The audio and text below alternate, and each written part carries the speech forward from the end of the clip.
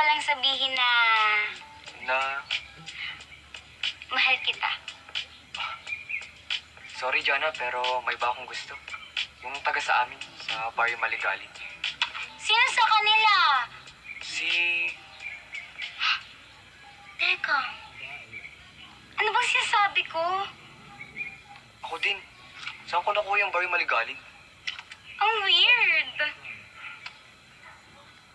Totoo ba yung sinabi mo? Sorry. Ano ka ba hindi? Ang ibig kong sabihin ay, mahal kita, pero... Mahal kita, pero...